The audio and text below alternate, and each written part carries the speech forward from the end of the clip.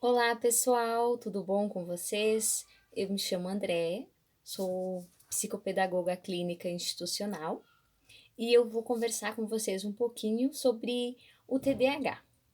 Bom, o TDAH ele é um transtorno neurológico, né? Geralmente ele aparece nas crianças antes dos 7 anos. E um dado assim bem alarmante que a gente se preocupa bastante é que está aumentando bastante esse número. Cerca de 5% das crianças elas apresentam o TDAH. Então, o que é um dos principais sintomas do TDAH? Seria então a desatenção, né? A criança ela é desatenta, ela é bastante hiperativa. O TDAH geralmente ele é dividido em dois grupos, que seria o TDAH desatento e o combinado. O combinado, na verdade, é aquele que vem combinado, como o próprio nome já diz, a hiperatividade, a impulsividade e também, no caso, a falta de atenção. Já o desatento é somente a desatenção mesmo. Então tem que ser observado isso quanto antes, né? E já trabalhado com a criança. Agora eu vou passar para vocês algumas dicas, assim, o que pode ser feito com a criança, por exemplo, diagnosticada com TDAH. Principalmente agora em tempos de pandemia, que a gente está em casa, não, né, é um pouco mais difícil.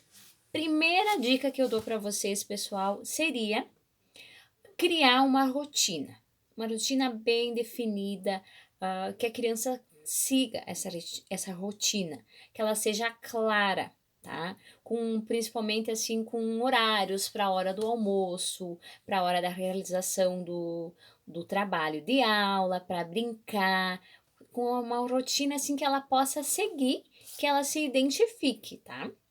Depois, o pai ou a mãe também sempre tem que se trabalhar bastante com a criança, conversar com ela, sempre motivar, principalmente quando ela desenvolver um bom comportamento. Não deve ser passado então sem estimular.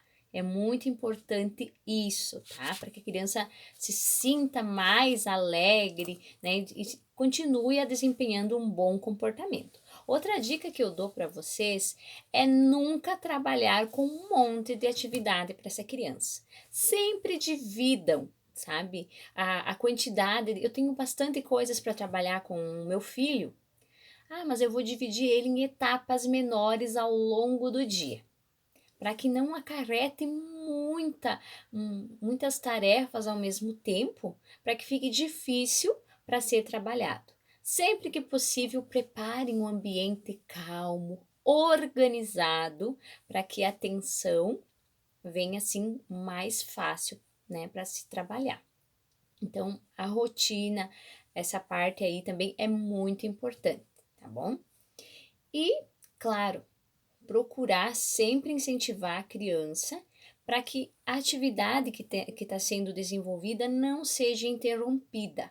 Tá? Caso aconteça alguma coisa dela ficar impaciente, procurar o máximo desenvolver para que a calma volte a acontecer. Tá? Os pais, por exemplo, que estão em casa, sempre procurem deixar um tempo a mais para ficar com o seu filho, para interagir com ele.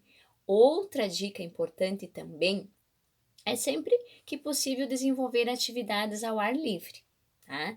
Muito dentro de casa, assim, muito sempre a mesma coisa, se torna cansativo e vai acabar assim não despertando aquela atenção que tenha sido desejada. Então, procurem curtir mais o filho de vocês, o aluno de vocês, o paciente, desenvolvam mais atividades criativas para que ele não fique sempre naquela mesma rotina de sempre, tá? Então, espero ter ajudado vocês com algumas dicas e até o próximo vídeo. Muito obrigado e até mais!